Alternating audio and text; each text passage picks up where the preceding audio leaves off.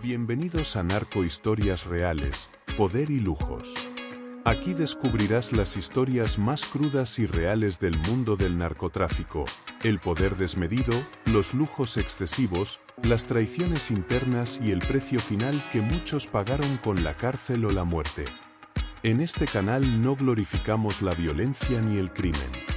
Exponemos la realidad detrás de estas vidas para entender cómo opera uno de los mundos más oscuros y peligrosos de nuestra historia reciente. En el vídeo de hoy revelamos la historia de Joaquín El Chapo Guzmán, un relato de poder, astucia y caída. Un hombre que, desde orígenes humildes, construyó uno de los imperios criminales más temidos y lucrativos del mundo. Sus fugas lo convirtieron en leyenda, sus operaciones millonarias en un objetivo global y su nombre en el enemigo número uno de México y Estados Unidos. En este documental exploraremos su ascenso en el cártel de Sinaloa, las persecuciones que marcaron su vida y el desenlace inevitable de un imperio que parecía intocable hasta que cayó. Era el 11 de julio de 2015. En la prisión de máxima seguridad del Altiplano, en México, un recluso entra a la ducha de su celda y desaparece del campo de visión de las cámaras que lo vigilan sin descanso. Cuando los guardias finalmente inspeccionan el lugar, hacen un descubrimiento inquietante: el preso ha desaparecido. Una trampilla oculta en el piso de la ducha lo condujo a un túnel de más de 1,5 kilómetros de longitud, equipado con iluminación, ventilación y hasta una motocicleta. El hombre más temido de México había escapado.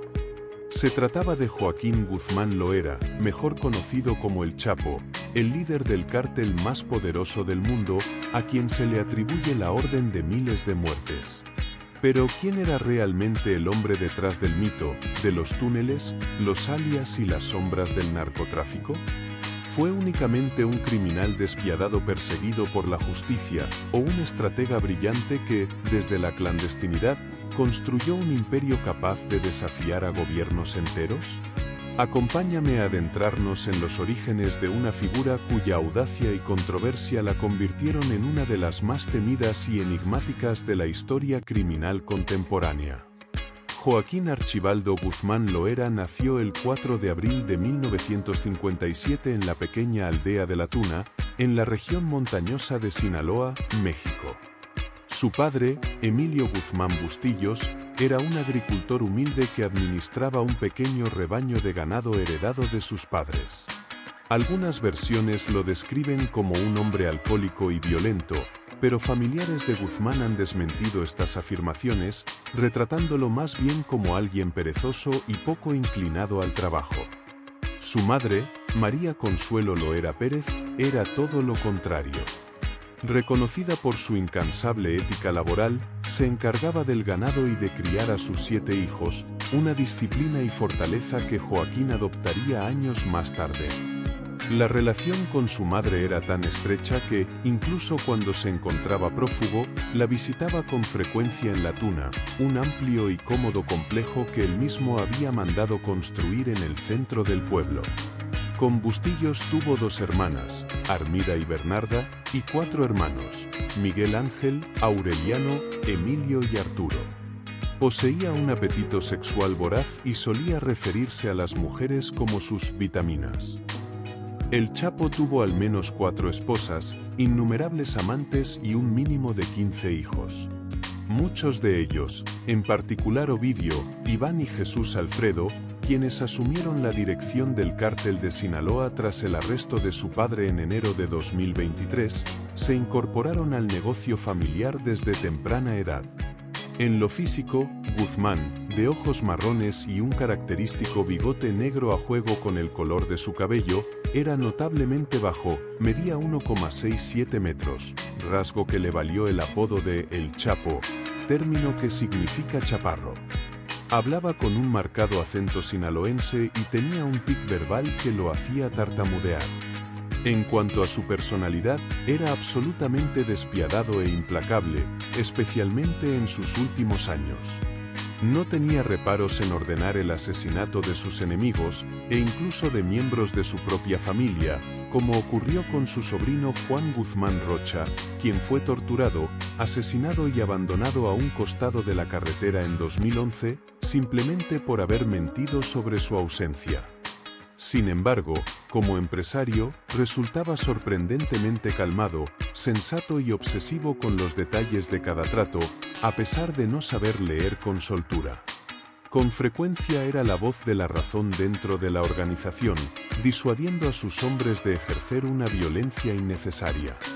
Aún así, en determinadas ocasiones podía mostrarse extremadamente cruel. Un ex-socio relató haber visto, en una ocasión, a un hombre desnudo encadenado a un árbol mientras se dirigían a una de las guaridas del Capo en la Sierra de Sinaloa. En la época del nacimiento del Chapo en La Tuna, ubicada en el llamado Triángulo Dorado, una zona rural del norte de México donde se cultivaban muchas de las materias primas para la producción de drogas, los gánsteres mexicanos ya habían arrebatado por completo el control del narcotráfico a los extranjeros.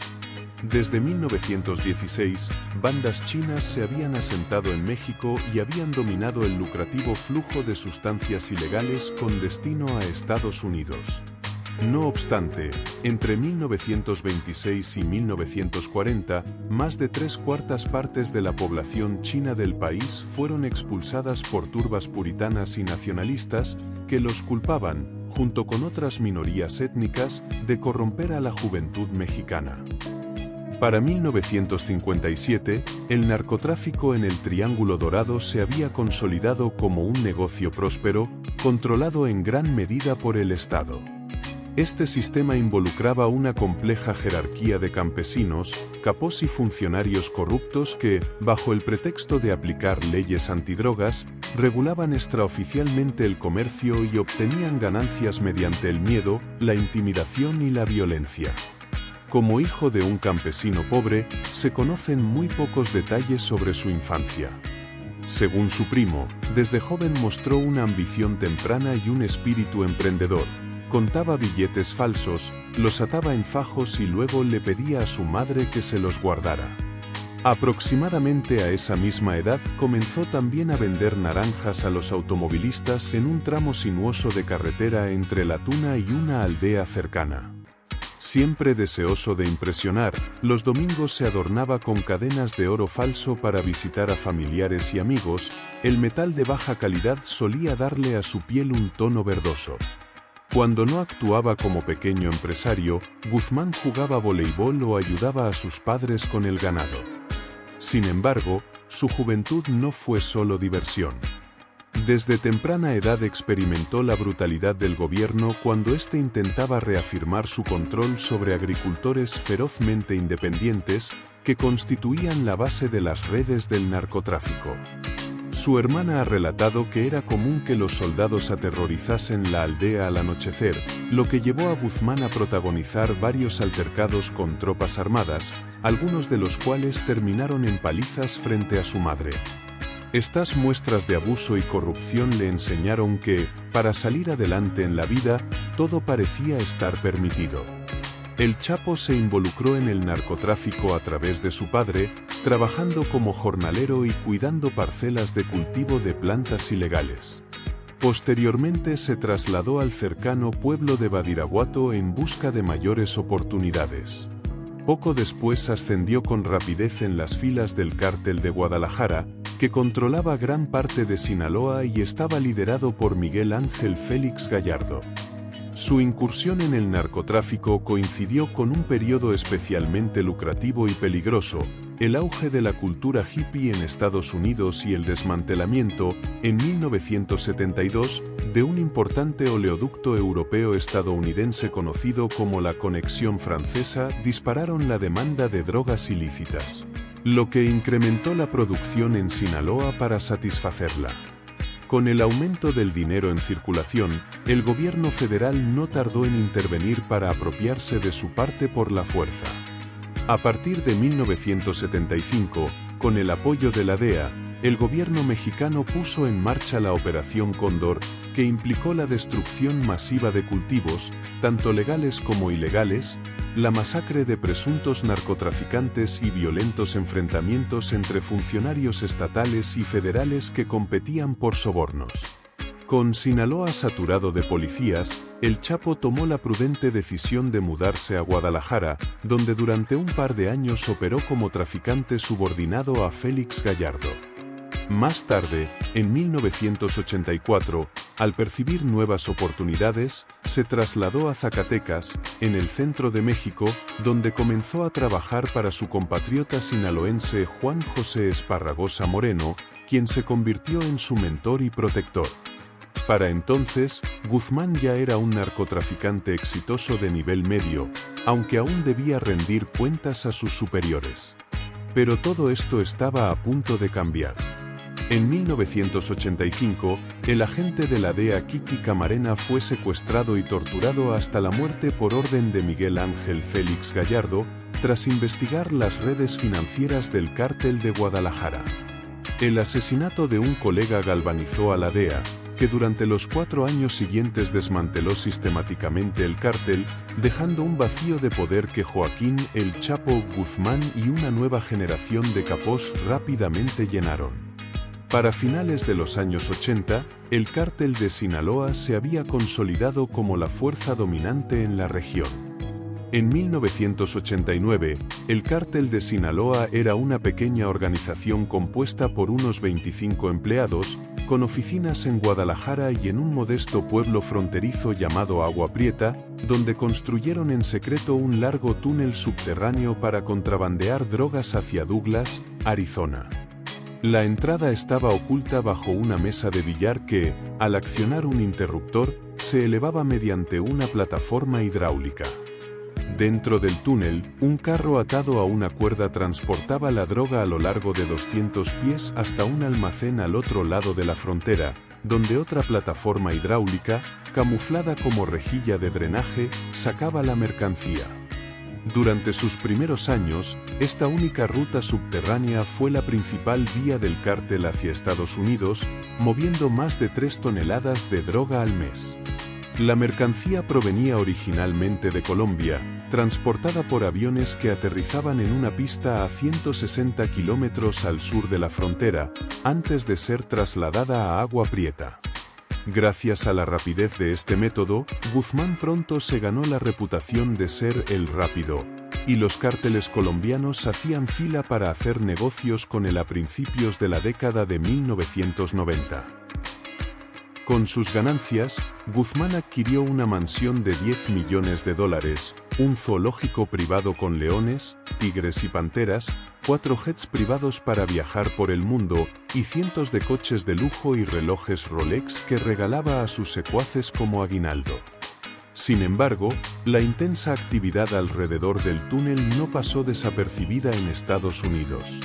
El 17 de mayo de 1990, la policía allanó el almacén y descubrió la operación, desmantelando su principal fuente de ingresos.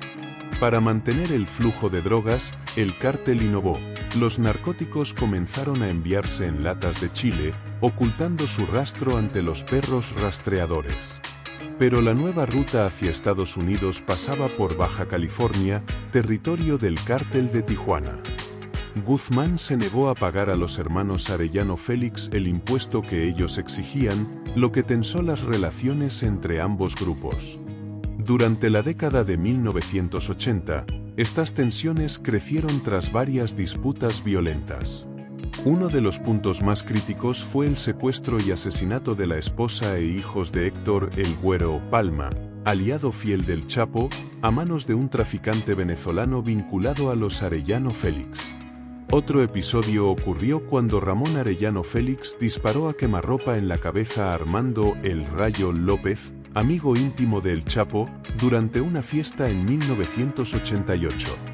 La violencia entre las facciones, que hasta entonces había sido esporádica, se intensificó cuando se supo que su rival había invadido su territorio sin permiso, escalando poco a poco hacia una guerra abierta.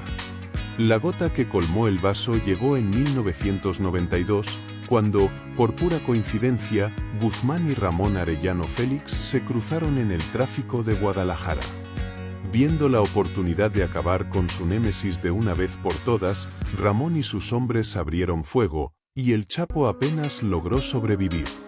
En noviembre de ese mismo año, Guzmán reaccionó enviando sicarios a Puerto Vallarta, donde Ramón y sus cómplices festejaban en un club nocturno. Aunque los atacantes llegaron, su objetivo logró escapar tras ser alertado.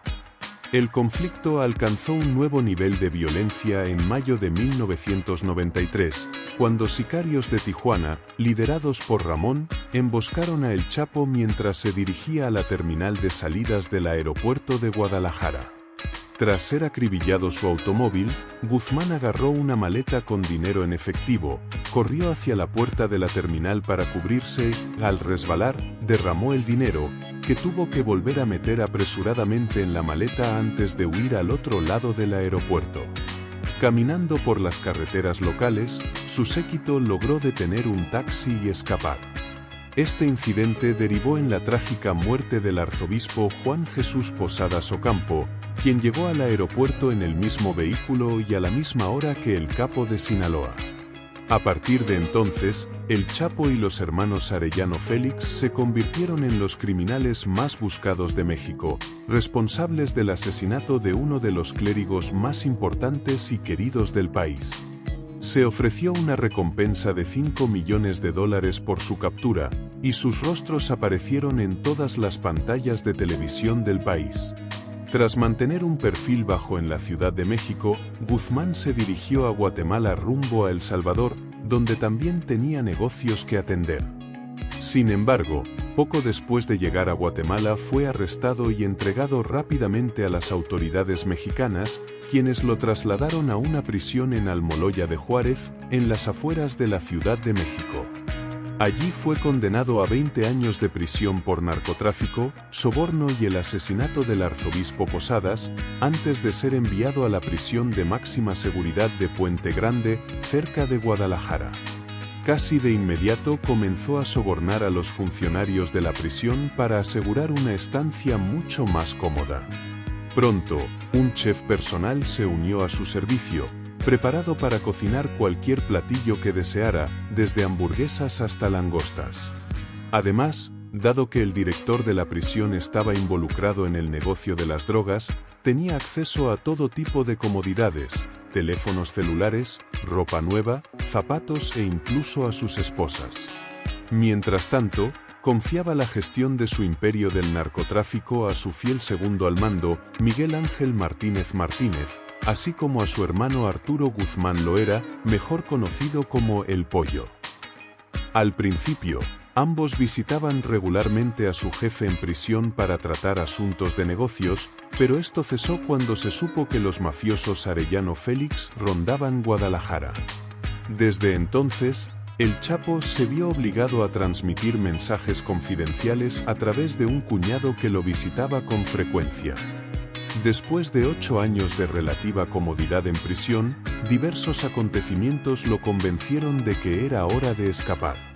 Entre ellos se encontraba una investigación por corrupción en Puente Grande que amenazaba con quitarle sus privilegios, así como la amenaza mucho más seria de ser extraditado a Estados Unidos, donde probablemente pasaría el resto de su vida en la cárcel.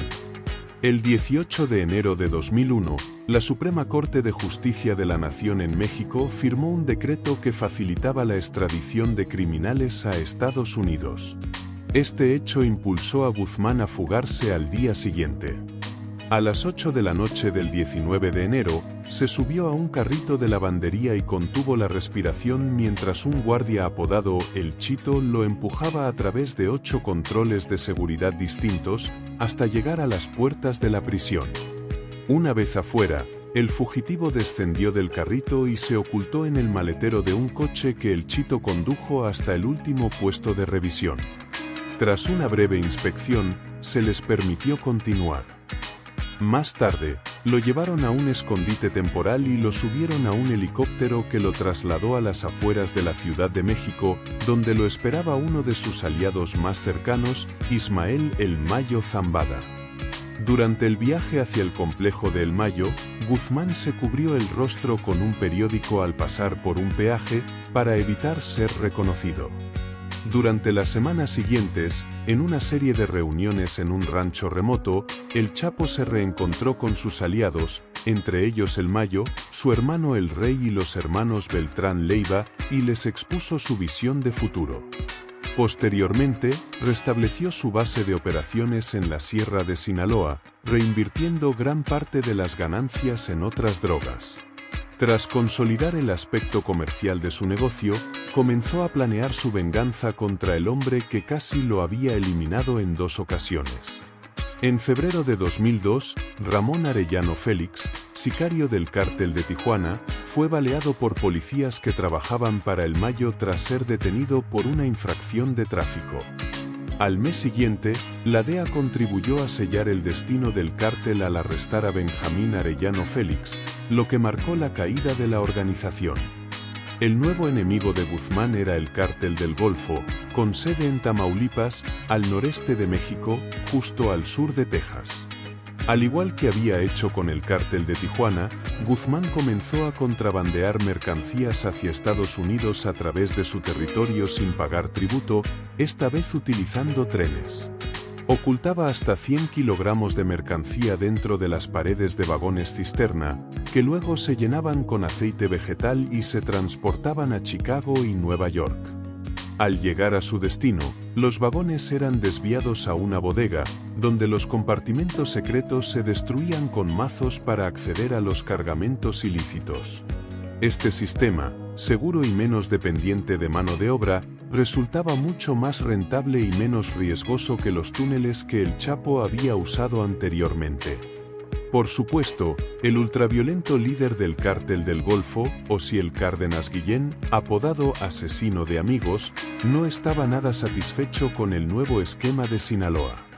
Personalmente dirigía un escuadrón de élite llamado Los Zetas, entrenado por un paracaidista, lo que les otorgaba un nivel de disciplina y profesionalismo que los hacía enemigos formidables incluso para las fuerzas de seguridad mexicanas.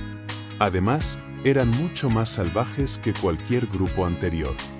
Al adentrarse en el territorio de estos asesinos entrenados, Guzmán sabía que se avecinaba otra guerra.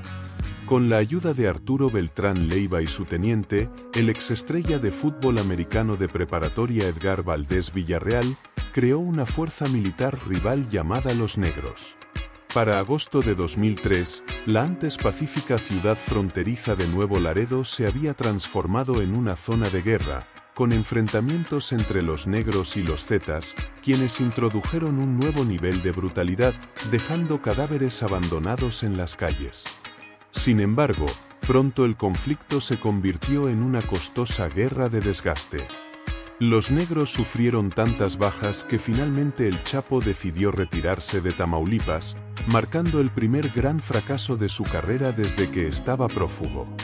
Ante la obstinación de los zetas por desalojarlos, Guzmán dirigió su mirada hacia un objetivo más ambicioso, Ciudad Juárez, una ciudad fronteriza en el centro norte de México, donde se encontraban varias rutas de contrabando altamente lucrativas.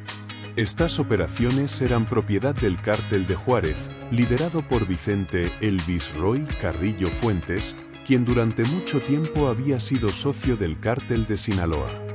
Sin embargo, las relaciones entre ambos comenzaron a deteriorarse a principios de la década de 2000, cuando Joaquín "El Chapo" Guzmán, recién liberado de prisión y decidido a reafirmar su dominio, excluyó al Cártel de Juárez de importantes cargamentos de droga que transitaban por la ruta de tren que compartían. Las tensiones crecientes estallaron en septiembre de 2004, cuando el Chapo ordenó el asesinato del hermano de El Viceroy, lo que provocó la represalia con el asesinato de su hermano El Pollo, dentro de prisión. A partir de ese momento, los antiguos aliados se encaminaron hacia una guerra abierta. Para prepararse, Guzmán se alió con varios enemigos de El Viceroy, formando así una fuerza paramilitar conocida como Los Chapos. Entre los desertores del Cártel de Juárez que se unieron a Sinaloa estaba el sicario José Antonio Torres Marrufo, quien organizó la infraestructura de contrabando de armas que transformaría la Guerra de Juárez en uno de los conflictos más sangrientos de la historia reciente de México. Con la colaboración de contactos en El Paso, Texas, los Chapos obtuvieron armamento de alto poder, incluyendo rifles semiautomáticos AR-15, AK-47 e incluso rifles de francotirador calibre 50 capaces de perforar autos. Del otro lado, la rama intimidante del Cártel de Juárez, conocida como La Línea, compuesta principalmente por policías corruptos, se encargaba de arrestar, secuestrar o ejecutar a quienes contrariaban a sus jefes. Incluso la Policía Federal desplegada en Ciudad Juárez para restablecer el orden se convirtió en objetivo. En poco tiempo, la tasa de homicidios y otros delitos se disparó a niveles nunca antes vistos, mientras combates prolongados entre los cárteles y las fuerzas federales dejaban a civiles atrapados en el fuego cruzado. Mientras tanto, el Chapo dirigía el esfuerzo bélico desde uno de sus bastiones secretos en las montañas de Sinaloa. A principios de 2008, incluso esa región se encontraba al borde de un conflicto. Durante casi 20 años, los hermanos Beltrán Leiva, Arturo, Héctor y Alfredo, provenientes de una pequeña localidad cercana a La Tuna, habían sido aliados leales, valorados por sus conexiones políticas y habilidades de soborno.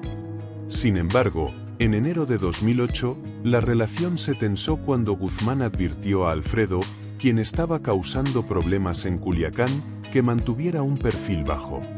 A finales de ese mes, Alfredo fue acorralado y arrestado por un escuadrón del ejército mexicano. Sospechando la implicación de Guzmán, Arturo, de carácter impulsivo, reaccionó con furia y declaró la guerra al Cártel de Sinaloa.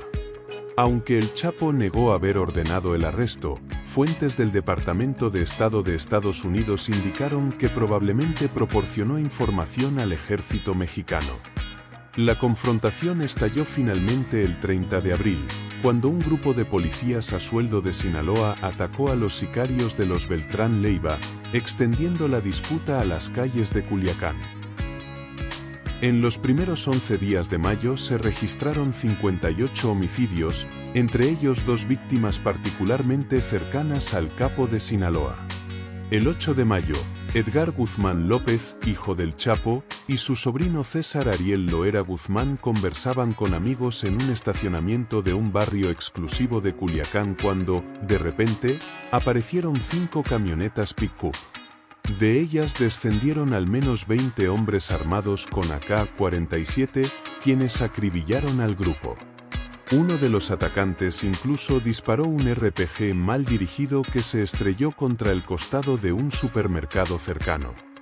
Al parecer, el Chapo estaba tan desconsolado que ordenó a sus subordinados comprar todas las rosas disponibles en Culiacán para el funeral de su hijo.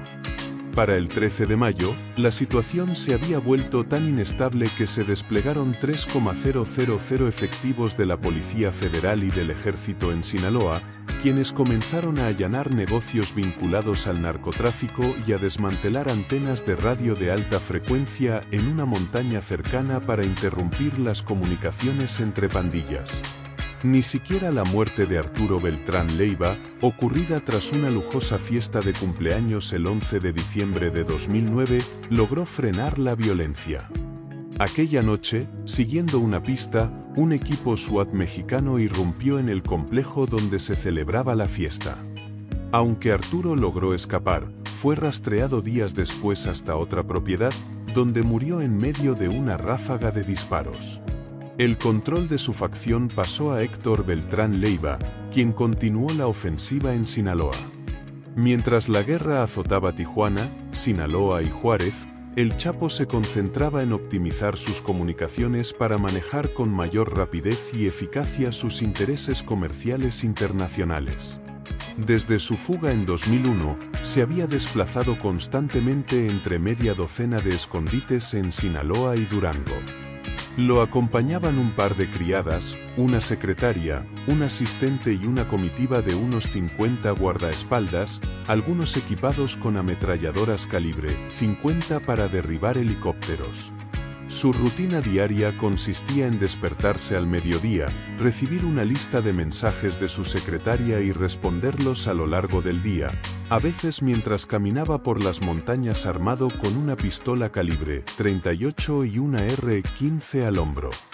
Si detectaban la presencia del ejército, lo trasladaban a otro refugio, lo que podía implicar caminar y dormir a la intemperie durante varios días. Cada base contaba con un televisor de plasma, una colección de DVD y servicios básicos como lavadora, secadora y refrigerador. Cualquier lujo adicional podía atraer atención no deseada. Sin embargo, la mala recepción de Internet en las montañas representaba un gran problema para un narcotraficante internacional. Para solucionarlo, se le recomendó un técnico informático, Cristian Rodríguez, vinculado a la familia colombiana Cifuentes, aliados de El Chapo. En 2008, tras ser trasladado a una pista de aterrizaje improvisada en una destartalada avioneta Cessna, Rodríguez ayudó a instalar un cable de Internet que conectaba Culiacán con las montañas. Desde allí, la señal se retransmitía a escondites equipados con antenas. Posteriormente, creó una red cifrada de extremo a extremo que permitía a su cliente realizar llamadas por Internet sin temor a fisgones. Con el tiempo, Guzmán se volvió cada vez más paranoico sobre su círculo cercano, especialmente después de la deserción de algunos de sus lugartenientes de alto rango, los Beltrán Leiva. Preguntó a Rodríguez si era posible instalar software espía en los teléfonos de sus empleados. Esto se logró mediante un programa llamado FlexiSpewi, que se instalaba sin dejar rastro y permitía acceso remoto a correos electrónicos, mensajes de texto, aplicaciones y ubicación GPS. Además, el software podía activar el micrófono de los teléfonos infectados, convirtiéndolos en dispositivos de escucha remota. El Chapo entregó a sus novias, socios y secuaces teléfonos intervenidos con el software Flexi SPI. Con tanta información a su alcance, comenzó a usar el programa como pasatiempo. Activaba el software justo después de terminar una llamada cifrada para escuchar lo que decían sus colegas sin que ellos lo supieran. Incluso asignó a una de sus secretarias la tarea de monitorear la red de vigilancia y reportar cualquier actividad sospechosa. Durante los 2 años siguientes, Rodríguez visitaba regularmente a El Chapo en las montañas para reparar o explicar el funcionamiento del sistema, lo que lo puso en la mira del FBI y condujo a la operación Servidor Jack.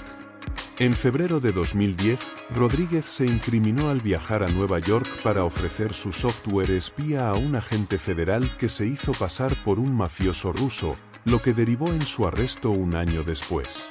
A partir de ese momento, Rodríguez, quien buscaba dejar atrás su trabajo con El Chapo para emprender un negocio legítimo de ciberseguridad, se convirtió en informante. El objetivo principal del FBI era acceder a la red de comunicaciones cifradas del cártel, algo imposible sin ser detectado, ya que algunos cómplices de Guzmán también tenían acceso. La solución fue trasladar el servidor de Canadá a los Países Bajos y reconfigurarlo, permitiendo a las autoridades estadounidenses rastrearlo sin levantar sospechas. Rodríguez explicó que mover el servidor ofrecería mayor seguridad y privacidad, facilitando convencer a Guzmán de aceptar el cambio.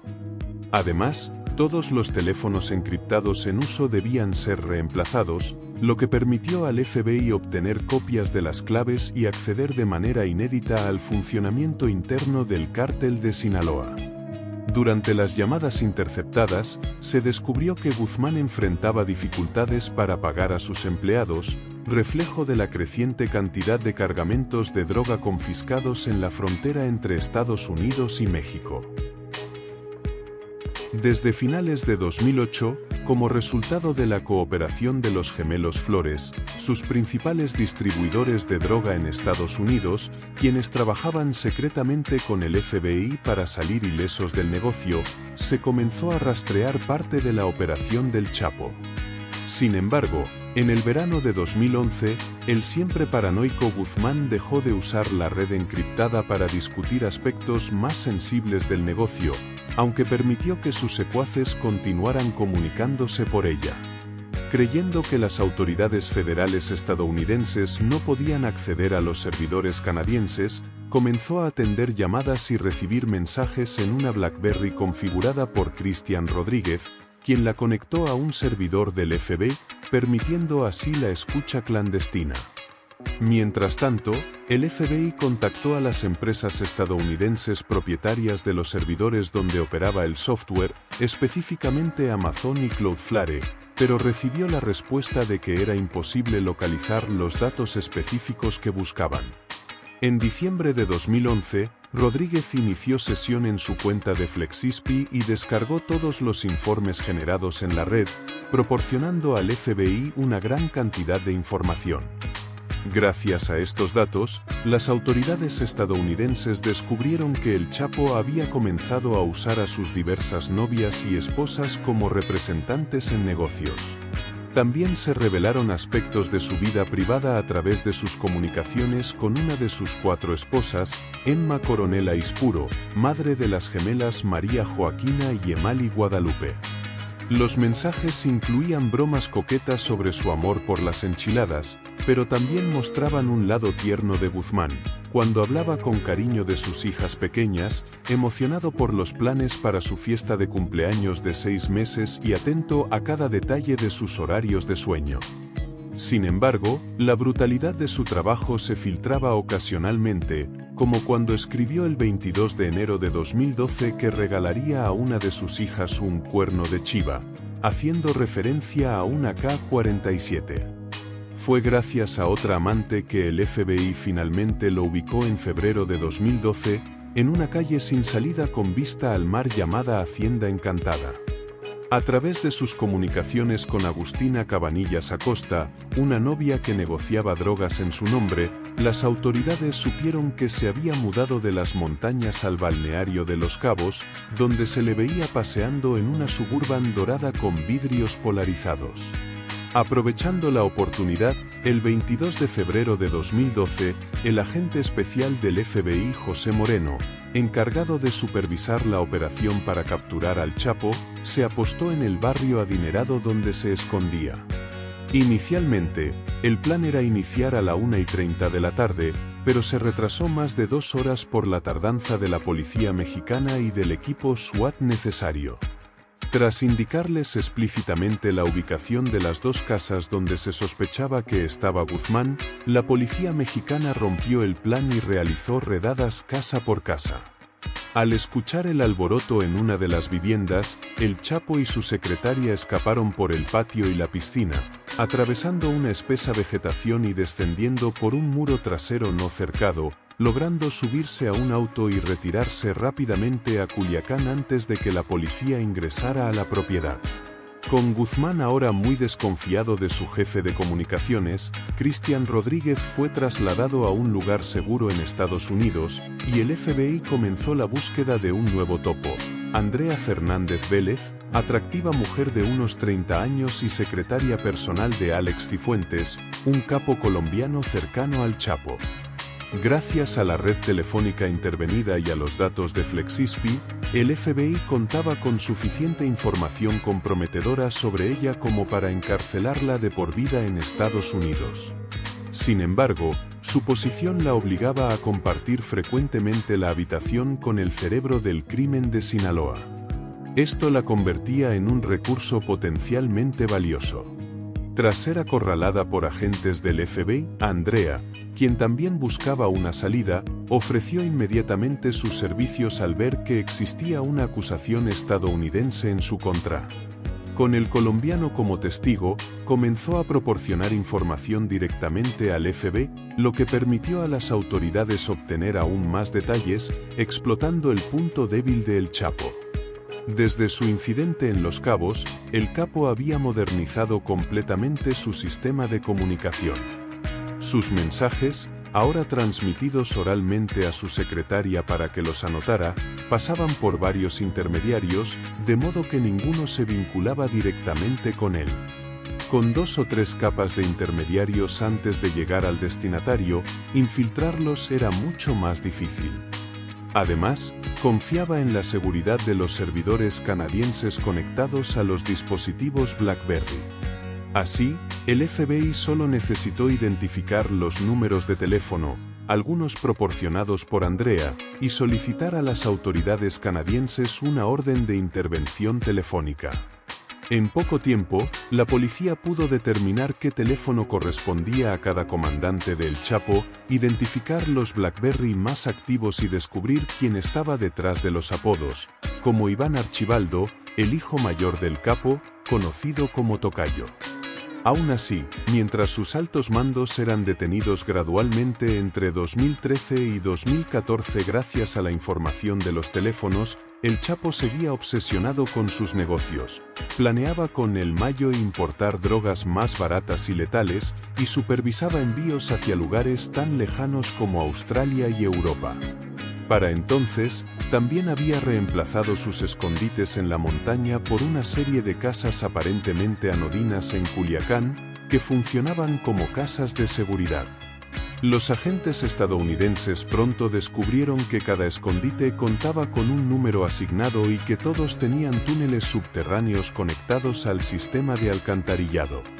El mundo de Guzmán comenzó a desmoronarse la noche del 16 de febrero de 2014. Basándose en la información de los teléfonos BlackBerry, los marines mexicanos capturaron a uno de sus secretarios, apodado Nariz, durante una reunión en Culiacán. Al principio, Nariz mintió asegurando que su jefe se encontraba en la casa de seguridad número 3.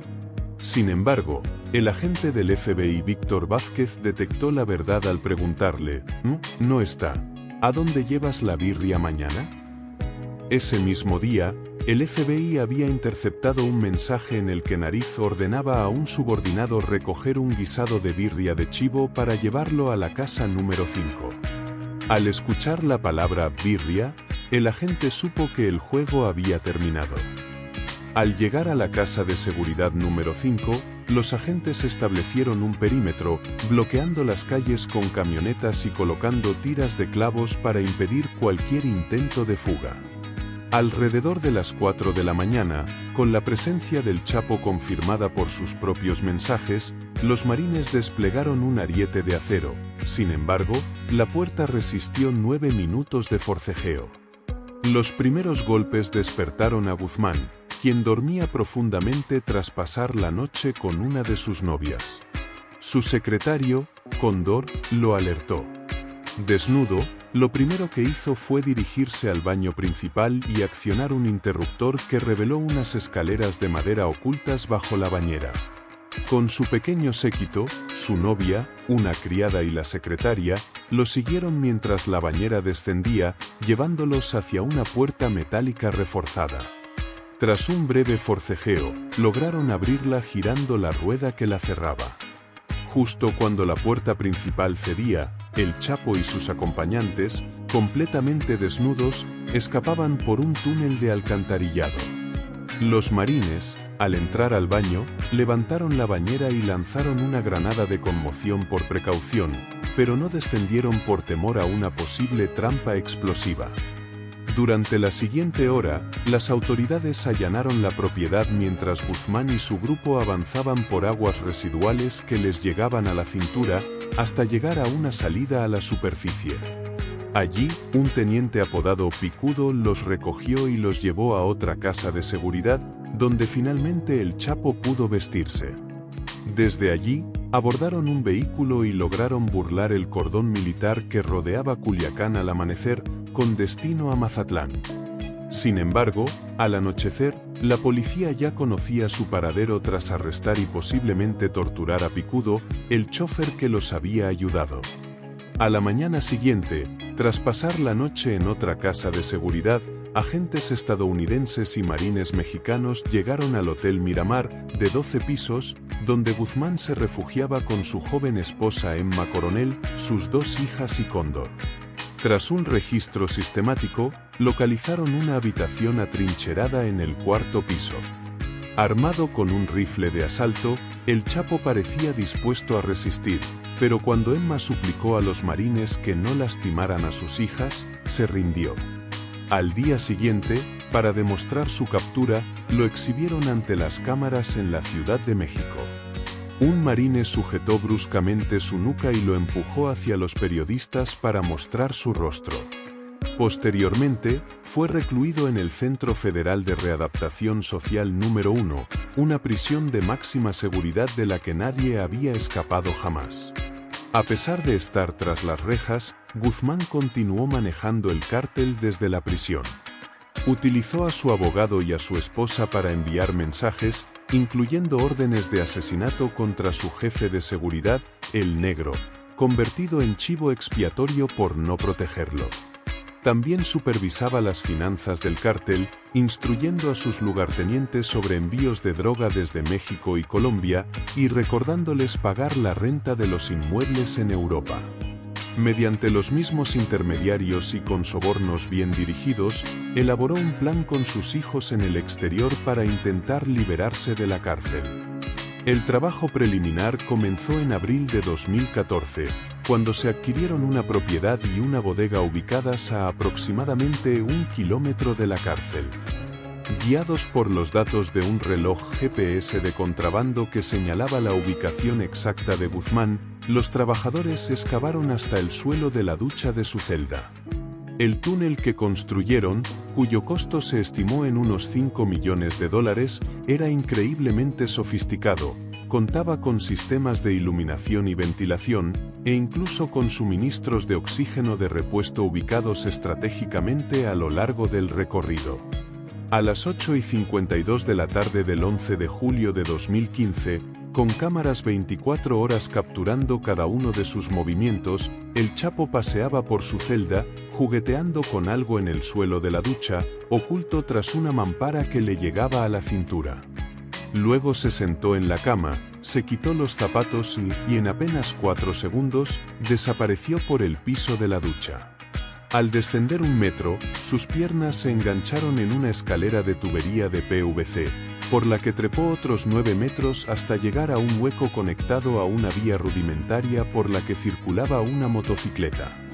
Una vez en la parte trasera de la motocicleta, su rescatador pisó el acelerador y juntos recorrieron 1 kilómetro por el túnel a gran velocidad. Al salir al exterior, lo recogieron en una cuatrimoto que lo trasladó hasta una camioneta, la cual lo condujo a un avión rumbo a Sinaloa. Mientras tanto, el presidente mexicano Enrique Peña Nieto, quien había declarado que sería imperdonable dejarlo escapar de nuevo, lidiaba con las consecuencias del suceso. El Chapo se reunió con el Mayo y otros comandantes para planificar el futuro, tal como había hecho en 2001. Sin embargo, pronto descubriría que mantenerse en libertad en 2014 era mucho más complicado, en una época en la que la cooperación entre las fuerzas del orden mexicanas y estadounidenses se había intensificado notablemente. A pesar de haber estado encarcelado durante 1 año, Guzmán aún no había aprendido que sus preciados dispositivos BlackBerry no eran seguros. Su primera situación de riesgo se produjo cuando, aferrado a un bebé como escudo humano, tuvo que huir por un barranco mientras un helicóptero policial lo seguía. 6 meses después de su escape, en enero de 2016, su suerte se agotaría. Mensajes interceptados en su BlackBerry revelaron que estaría en una casa del centro urbano de Los Mochis, Sinaloa. A las 4:30 de la madrugada del 8 de enero, la Marina mexicana irrumpió en la vivienda, recibiendo disparos inmediatos. Guzmán y su leal subordinado, el Cholo Iván, lograron escabullirse a un armario conectado a otro túnel de escape. Al salir, secuestraron un Volkswagen blanco, pero después de unas cuadras el vehículo se descompuso, obligándolos a requisar otro coche. Sin embargo, a unos 19 kilómetros al sureste de la ciudad, fueron finalmente detenidos en un retén. Así, sin más, el criminal más famoso del mundo fue capturado, y esta vez no habría escapatoria. A pocos días de su arresto comenzó el proceso de extradición a Estados Unidos. Guzmán intentó organizar otra fuga desde el túnel, pero fracasó cuando fue trasladado a otra prisión y un alto funcionario rechazó un soborno de $2 millones para transferirlo de regreso. El 17 de enero de 2017, Joaquín Archibaldo Guzmán Loera fue escoltado a un jet privado que lo llevó al aeropuerto Long Island MacArthur, en Nueva York. Al aterrizar, se le vio mirando por la ventana con lágrimas en los ojos. El 17 de julio de 2019, justo antes de ser sentenciado a cadena perpetua más 30 años, subió al estrado para su última declaración pública, quejándose del trato recibido en confinamiento solitario y alegando haber sido sometido a tortura psicológica, emocional y mental de forma constante. Los comentarios de la fiscal principal, Gina Parlovecchio, fueron implacables. A lo largo de su carrera criminal, dijo, este acusado nunca ha mostrado ni una pizca de remordimiento por sus crímenes. Y hoy, sus acciones parecían confirmarlo. Guzmán se giró hacia su esposa, Emma, y le lanzó un beso mientras Andrea Fernández Vélez, secretaria personal de Alex Cifuente convertida en agente doble del FBI, relataba entre lágrimas cómo su vida había sido devastada al descubrir que sus exempleadores habían ordenado un asesinato. Ignorando por completo sus palabras, Guzmán le dedicó a su esposa un pulgar hacia arriba y una sonrisa antes de ser conducido fuera de la sala para enfrentar su destino. Actualmente, Joaquín El Chapo Guzmán está recluido en ADX Florence, la prisión de máxima seguridad de Estados Unidos, descrita por un ex especialista como peor que la muerte. Apodada el Alcatraz de las Montañas Rocosas, está rodeada por 12 torres de vigilancia. Los prisioneros permanecen 23 horas al día en celdas de 7 por 12 pies, con paredes de concreto reforzado, una pequeña ventana, ducha, inodoro, un escritorio con taburete, una cama de concreto con un colchón delgado y un televisor en blanco y negro que solo emite programas religiosos y educativos. Debido a su historial de fugas, Guzmán fue trasladado a un ala aún más extrema, conocida como Campo 13, donde los presos están bajo vigilancia constante y solo se les permite 1 o 2 llamadas de 15 minutos al mes. Desde su llegada, se ha quejado de que sus condiciones son inhumanas. En 2022, su abogado denunció la falta de acceso a atención dental y agua. Al año siguiente, Guzmán envió un mensaje al presidente mexicano, Andrés Manuel López Obrador, pidiendo cumplir su condena en México por razones humanitarias. Más recientemente, en abril de 2024, se le negó la solicitud de llamadas y visitas con su esposa y sus 2 hijas.